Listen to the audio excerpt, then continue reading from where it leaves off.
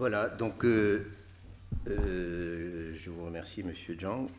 Et après cette introduction, nous allons donc entrer dans le vif des choses. Je vous rappelle donc que nous avons ce matin deux sessions séparées par une pause qui devrait intervenir vers 11 heures.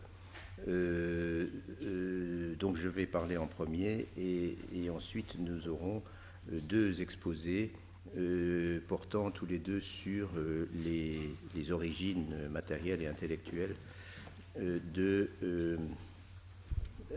la carrière sinologique d'Abel Rémusat. Puisque, je le répète, mais pour la dernière fois, nous célébrons aujourd'hui Jean-Pierre Abel Rémusat, le premier titulaire d'une chaire d'études chinoises au Collège de France, est considéré pour cette raison, et pour d'autres plus substantielles, comme le fondateur de la sinologie professionnelle, ou dirions-nous peut-être académique, en Europe. Sinologue, Abel Rémusat l'a en effet été dans la pleine acception du terme, comme nous le rappellerons bien entendu plusieurs communications au cours de ce colloque, et il l'a été brillamment. Dans sa notice sur la vie et les ouvrages de M. Abel Rémusat, lue devant l'Académie des inscriptions le 25 juillet 1834, Sylvestre de Sacy le qualifie de « restaurateur des études chinoises » en France. L'on ne saurait trouver en réalité de meilleure expression. Nos collègues nous le rappelleront dans un instant, l'apprentissage de la langue et de la civilisation chinoise par Abel Rémusat pendant les premières années du XIXe siècle s'est fait dans des circonstances particulièrement peu propices. La disparition des derniers érudits français entretenant des correspondances avec les derniers missionnaires capables de produire des travaux de qualité, parce que, résidant à Pékin, au lieu de circuler en Chine dans la clandestinité et d'être accaparés par leurs tâches pastorales, avait créé un vide qu'il était en effet urgent de combler si l'on ne voulait pas que l'héritage intellectuel laissé par 2 siècles de missions en Chine accumule la poussière sur les rayons de la Bibliothèque du Roi, future Bibliothèque nationale, qu'il reste un héritage mort. Ce sauvetage, c'est bien à Abel Rémusat qu'on le doit, et il s'y est consacré avec une industrie qui ne laisse pas d'impressionner. Mais les temps avaient aussi beaucoup changé. Du seul fait que le relais des missionnaires de Pékin n'existait plus, le moment était venu de faire le bilan de leur œuvre.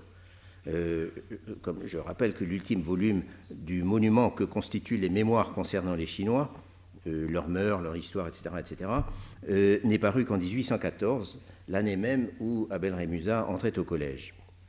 Et de le faire, ce bilan, pour inventer une nouvelle sinologie, plus systématiquement scientifique, cherchant à prendre du recul, tirant parti de nouvelles sources d'informations, s'inscrivant dans le contexte comparatif d'un orientalisme lui aussi scientifique. Et là-dessus, je reviendrai. Et enfin, cherchant à relier des données éparses et pas toujours très sûres en les structurant et par le raisonnement et par la théorie. Ce dernier point, Abel Rémusat y insiste souvent, et sa position par rapport à l'héritage missionnaire qu'il a studieusement étudié, absorbé, dont il essaye d'extraire tout ce qu'il peut et qu'il cite constamment, sa position par rapport à l'héritage missionnaire est intéressante. Tout en mesurant les limites, il a un grand respect pour le savoir et pour les travaux des plus savants parmi les pères. Ces deux héros sont le père Prémar, pour sa description de la langue, et surtout le père Gobil, mais il en cite beaucoup d'autres. Et en même temps, il tient à s'en distinguer. C'est particulièrement clair dans le cas de la langue chinoise, que les missionnaires avaient eu le tort, à ses yeux, d'entourer de mystères et de faire passer pour virtuellement inaccessible en raison de sa difficulté et du nombre infini de caractères, alors que beaucoup d'entre eux, en fait, la maîtrisaient parfaitement. De ce fait, comme il l'explique dans une lettre au rédacteur du journal asiatique, daté de 1822, le chinois a été trop longtemps en Europe, je cite ces mots, les mots d'Abel Rémusat, une étude mystérieuse, vague et insignifiante, qui a permis à une poignée de littérateurs et de pseudo-savants de se poser en détenteurs d'un savoir secret avec lequel il était facile d'impressionner le public, sans pour autant comprendre grand-chose à ce dont on parlait. Toute l'œuvre et tous les efforts d'Abel Rémusat sont en réaction contre un tel état de choses. Comme il le dit encore dans le même texte, si l'on est en train d'en sortir enfin, c'est parce que dans l'enseignement qu'on lui a confié au Collège Royal, qui est un enseignement public et ouvert à la discussion, et il le souligne lui-même, je cite, « L'étude de la langue a été dirigée d'après une méthode philosophique et qu'on a cessé de s'attacher aux accessoires en négligeant le principal. » Par quoi Abel Rémusat entend qu'on a subordonné l'étude du détail à une approche théorique de la langue. Et il emploie souvent le mot théorie. Mais cela, c'est quelque chose, bien sûr, dont on nous parlera plus en détail cet après-midi. Ou encore, comme il le dit ailleurs, c'est parce qu'on s'est employé à dégager des règles pratiques restreintes à ce qu'elles ont d'utile et d'applicable. En somme, le programme d'Abel Rémusat est de désenclaver l'étude du chinois, de la banaliser, de la rendre plus facile et de la diffuser en publiant des instruments de travail dont le prototype est bien sûr ces éléments de la grammaire chinoise. C'est sur cette base, dit-il en substance, que la vraie science pourra enfin se déployer, qu'elle pourra s'ouvrir à des domaines négligés ou dédaignés par les missionnaires, comme le bouddhisme et le taoïsme, et qu'il deviendra possible de mettre au jour toute la masse de connaissances géographiques, historiques, ethnographiques, etc., recelées dans la littérature chinoise.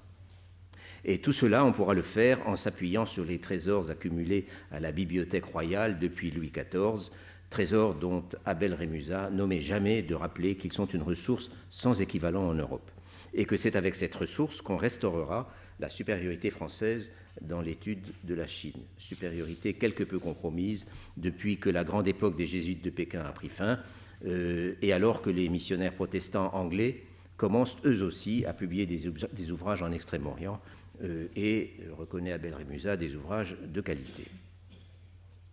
Ce qui est également nouveau avec Abel Rémusat, c'est le sentiment d'appartenir à une communauté scientifique internationale, le désir de faire circuler l'information le plus possible et de lancer des grands projets en collaboration. Or, pour lui, cette communauté déborde évidemment le cadre des études chinoises, et c'est là que nous retrouvons le thème de l'orientalisme.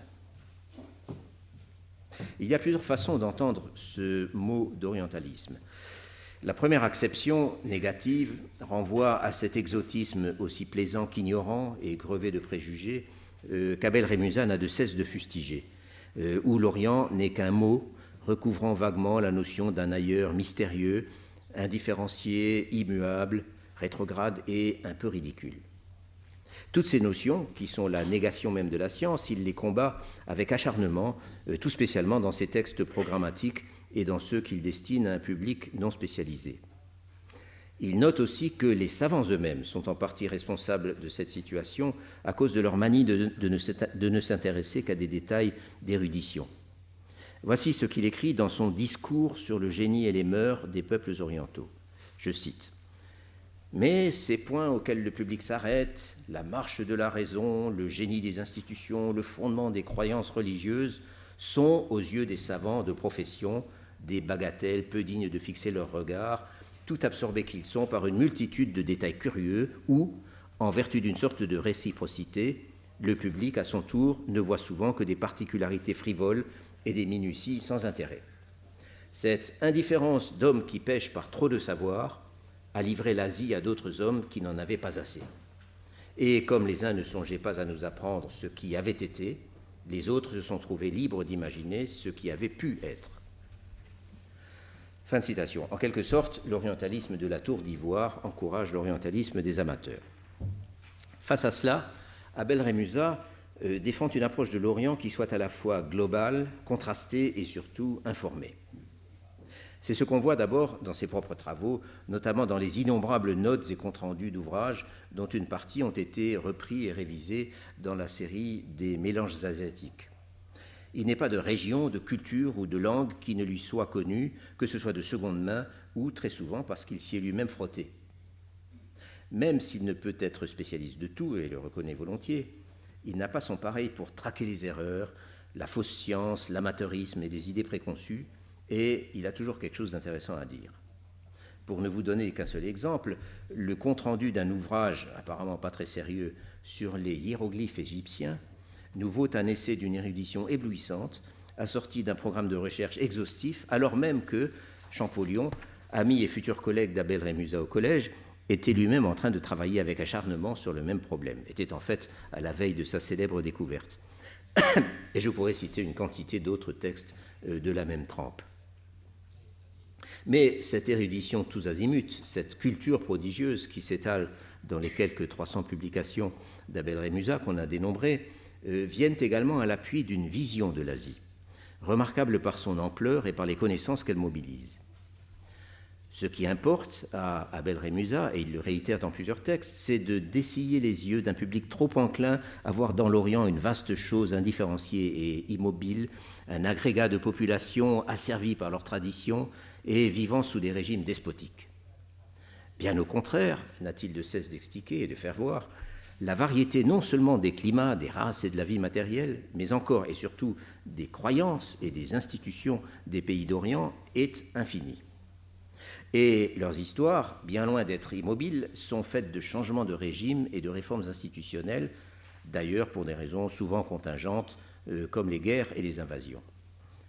De la Chine en particulier, Rémusat écrit, je cite, « Les Chinois ont changé de maxime, renouvelé leurs institutions, essayé diverses combinaisons politiques, et, quoi qu'il y ait des choses dont ils ne se sont pas avisés, leur histoire présente à peu près les mêmes phases que le gouvernement des hommes a parcouru partout ailleurs. » Mais il y a plus. L'orientalisme d'Abel Rémusat est non seulement érudit, profondément historien et impatient de dynamiter les idées reçues, il est aussi, si je puis user de ce terme, anti-impérialiste. Je veux dire viscérablement hostile à l'expansion européenne, destructrice des cultures et avide de profit. Et ce n'est pas son aspect le moins remarquable et peut-être le moins inattendu. Ce même discours sur le génie et les mœurs des peuples orientaux que je mentionnais contient un beau passage dans lequel Abel Rémusat entraîne le lecteur dans une sorte de tournée de l'Asie orientale, autrement dit des contrées les plus lointaines et les moins familières au public européen, partant de l'Inde, ou plutôt, comme il le dit toujours, de l'Hindoustan, pour se diriger vers l'Est, la Birmanie, l'Empire annamite, l'insule Inde, le Japon et finalement la Chine. Et le fil conducteur de ce parcours, c'est le plus ou moins grand degré auquel les populations dont il parle ont eu à souffrir des Occidentaux. Ça commence en Inde, et là je ne puis m'empêcher de citer, car Abel Rémusat, qui est une plume acérée, est particulièrement bon quand il marie l'indignation à l'ironie. Je cite, « Là, 30 nations auxquelles l'usage a attribué le nom d'hindous ont obtenu d'une troupe de marchands chrétiens qui les a assujettis l'autorisation provisoire d'adorer les idoles et de brûler vives les femmes qui ont eu le malheur de perdre leur époux, à la charge de reconnaître comme suzeraines quelques maisons de commerce de la cité de Londres et d'alimenter de matières premières les filatures de Birmingham et de Manchester. » Fin de citation. La Compagnie britannique des Indes orientales, donc, qu'Abel Rémusat ne manque jamais une occasion d'égratigner.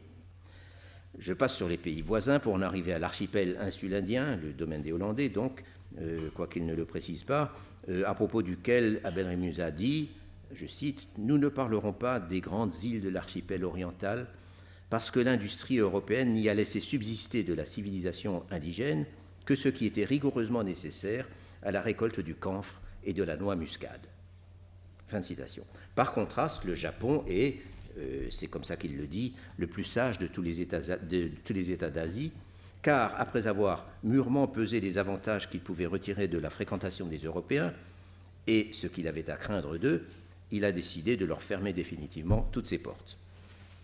Et puis vient ce qu'il faut bien appeler l'exception chinoise. La Chine, dont Abel Rémusat dit, entre autres choses, je cite de nouveau, « C'est le seul État asiatique qui offre encore un principe de durée et des garanties de stabilité. Car malgré les vœux et les menaces de quelques diplomates de mauvaise humeur et de quelques géographes ambitieux, à qui les conquêtes ne coûtent rien, il n'y a pas d'apparence que la Chine puisse être de sitôt démembrée par les marchands de thé de Canton ou par les troupes légères de la Moscovie. Double événement qu'on regarderait pourtant à Londres et à Saint-Pétersbourg comme infiniment avantageux au progrès de la civilisation. » Ce militantisme asiatique, si je puis dire, ou cet orientalisme militant, si vous voulez, ces propos à la fois très ironiques et très durs, sur l'intolérance et la rapacité de ces Européens qui se considèrent comme la mesure de tout et voudraient changer l'humanité à leur image et en fonction de leurs intérêts, ce qui porte Abel Rémusat à conclure, je cite encore, qu'il sera trop tard pour étudier les hommes quand il n'y aura plus sur Terre que des Européens. Ce genre de considération, donc, c'est en fait ce que j'ai lu en premier d'Abel Rémusat, il y a maintenant pas mal d'années. Et je ne l'ai pas lu dans ses œuvres, mais dans l'Empire chinois du père Huc. Huc, en effet, qui adore pourfendre les préjugés, ne ménage aucun effort pour convaincre ses lecteurs que non, la Chine n'est pas un pays immobile, que parler de despotisme est une plaisanterie, et qu'en fait, les Chinois sont à bien des égards des gens comme nous. Et comme autorité pour confirmer ses dires, il cite Abel Rémusat par pages entières, parfois en mettant des guillemets, parfois en s'en dispensant, et notamment certains des passages auxquels je viens de faire allusion, dont le côté un peu polémique s'accorde en effet tout à fait à son style. Et là se pose un problème intéressant qui est celui du rapport à la réalité de l'Asie, ou comme nous dirions, du rapport au terrain. Huc, bien sûr, a beaucoup bourlingué en Chine, et même au Tibet, comme chacun sait. Il a indubitablement une expérience personnelle de la Chine profonde, et d'ailleurs il s'en prévaut. On trouve dans la préface de l'Empire chinois quelques considérations dédaigneuses sur ces étrangers qui s'imaginent connaître la Chine et les Chinois pour avoir passé quelque temps dans les ports ouverts, à moitié européanisés, comme dit Huc, nous sommes dans les années 1840. Or, un auteur au moins avait été piqué au vif, un agent consulaire britannique nommé Thomas Meadows, qui avait en fait passé beaucoup plus de temps que Huc en Chine et à qui l'on doit plusieurs ouvrages du plus grand intérêt, car c'était un observateur aussi précis que industrieux. L'un des ouvrages de Meadows, intitulé The Chinese and Their Rebellions, les Chinois et leurs rébellions au pluriel, publié en 1856, juste un an après la traduction anglaise de l'Empire chinois de Huc, elle-même parue un an après la première édition française. L'ouvrage de Meadows, donc, contient un chapitre entier consacré à démolir l'ouvrage de Huc. Ses erreurs, ses approximations et ses naïvetés. Meadows affirme que ce sont en fait les missionnaires catholiques de l'intérieur, les gens comme le père Huc, obligés de se cacher et d'éviter tout contact avec les autorités, qui ont le moins de chances de connaître la réalité chinoise. Et au passage, et c'est la raison pour laquelle je parle de tout cela, au passage, il se gausse des sinologues français qui n'ont jamais mis les pieds en Chine, à commencer par Abel Rémusat, l'autorité favorite de Huc. C'est un fait que Abel Rémusat n'est jamais allé en Chine ni en Orient pendant sa trop courte vie et n'y a probablement jamais songé. N'oublions pas, après tout, qu'une expédition comme celle qu'organisa Champollion en Égypte en 1828 et 1829 eût été inconcevable en Chine à cette époque. Tout au plus pouvait-on s'approcher de l'Empire par ses marges, par les détroits à Malacca, où s'étaient installés les missionnaires anglais, Macao, Canton, où d'ailleurs la France n'était plus présente à ce moment. Mais Abel Rémusat était avant tout un orientaliste de cabinet, un homme de lecture et de réflexion. Pour lui, l'essentiel pouvait être trouvé dans les collections prestigieuses et largement inexplorées de la bibliothèque du roi, et il considérait visiblement que la science devait d'abord progresser par l'étude des textes et par les échanges entre savants, bien plus que par des voyages hasardeux. Même la vie quotidienne des Chinois, pensait-il, leur mentalité réelle et leurs us et coutumes pouvaient être saisis à travers leur littérature romanesque et dramatique. Et c'est un fait qu'on ne peut qu'être frappé par la sûreté de ces descriptions, basées donc sur ces lectures, autant des ouvrages chinois originaux que de la littérature secondaire, les écrits des anciens missionnaires, qui tient en général en haute estime, les récits d'ambassade, les traités rédigés par des voyageurs, qu'il approche de façon très critique. Je n'en donnerai pour exemple que la longue présentation générale de l'état actuel de la Chine et aussi de sa géographie et de son histoire, intitulée « Coup d'œil sur la Chine et sur ses habitants », reproduite au début du deuxième volume des nouveaux mélanges asiatiques. Le lieu et la date du texte original ne sont pas précisés. Certes, il y a ça et là des approximations et des erreurs manifestes, entièrement excusables pour un auteur du temps et dans la situation où se trouvait Abel Rémusat, mais finalement, il y en a très peu. Abel Rémusat daube volontiers sur tous ces voyageurs qui se recopient les uns les autres et qui recopient les traités des Jésuites, sur ces hommes qui ont, pour reprendre ces termes, traversé une petite partie de l'Empire chinois, à moins qu'ils n'aient simplement traversé le détroit de la Sonde et navigué dans la mer Jaune, et qui se croient obligés, à leur retour, de publier des pavés encyclopédiques où ils dissertent de tout, mais dont le contenu utile se réduit à quelques pages. De même, est-il assez sarcastique sur les Anglais de Canton, dont il estime que la Chine avec laquelle ils sont en contact est une Chine inculte, parlant un dialecte bizarre et peuplée de personnages peu recommandables. Le seul qui trouve grâce à ses yeux, qu'il tient en fait en haute estime, et il le cite souvent, c'est Sir George Thomas Stanton, le premier traducteur du Code pénal des Qing, qui avait participé aux 2 ambassades britanniques, celle de 1793 et celle de 1816, et qu'il considère comme un sinologue averti et extrêmement compétent. Pour Abel Rémusat, le voyageur idéal, tel qu'il se le figure, devrait s'être formé à la langue et à la civilisation chinoise à Paris, aux langues orientales et au Collège de France, plusieurs années durant, avant de s'affronter au terrain. Et ce qu'il aurait alors à dire, une fois parvenu en Chine, ferait réellement progresser la connaissance. De fait, Abel Rémusat appelle de ses voeux les études de terrain, même s'il note que c'est bien souvent l'agression commerciale aux militaires, aux missionnaires, qui les rend possibles. Par exemple, on trouve dans un compte-rendu qu'il fait du premier recueil des transactions de la Royal Asiatic Society, fondée en 1823, un an après la Société asiatique française, on trouve dans ces transactions des considérations aussi longues qu'élogieuses sur les articles relevant de ce que Abel Rémusat appelle la géographie positive, c'est-à-dire la description physique, économique, ethnographique, etc., des terrains basés sur l'observation directe. Mais en l'occurrence, les terrains en question appartiennent tous, comme il le dit, à l'Hindoustan, le pays de l'Asie que les Anglais ont le plus grand intérêt à étudier. Et pour cause, puisqu'ils sont un pays conquis ou en train d'être conquis. Abel Rémusat ne s'intéresse donc pas seulement aux classiques et aux antiquités chinoises ou aux grandes civilisations du passé. Il est clair que ce lecteur avide s'informait par tous les moyens de l'actualité. Et pour ce qui concerne la Chine, je le rappelle, l'actualité d'Abel Rémusat, c'était le règne de Jiaqing et le début de Daoguang. C'était encore, si je puis dire, l'empire classique. Ainsi s'intéresse-t-il très en détail au début des missions anglaises à Malacca et à Macao et à leurs travaux, ainsi qu'à l'état actuel de la chrétienté en Chine, à propos duquel il analyse de près les nouvelles lettres édifiantes, dont il se plaint d'ailleurs qu'elles contiennent en effet beaucoup d'histoires édifiantes, mais très peu d'informations solides. Ainsi surtout examine-t-il attentivement la littérature produite par les 2 ambassades britanniques déjà mentionnées, celle de Macartney en 1793 et celle d'Amherst en 1816, littérature qu'il trouve d'ailleurs d'un intérêt plus que limité pour l'avancement des connaissances.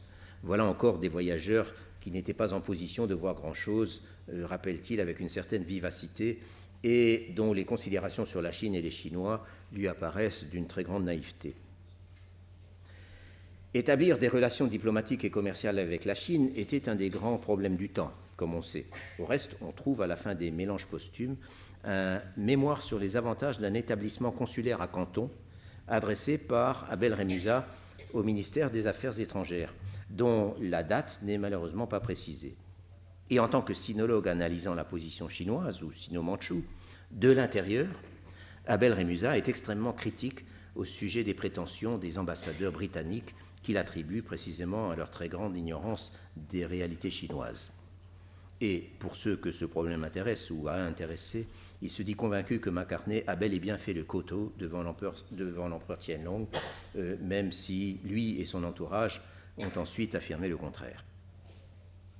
Ce ne sont là que des exemples, et si l'on peut voir en parcourant ces écrits qu'Abel Rémusat se tient au courant de l'actualité dans l'ensemble des régions de l'Asie orientale.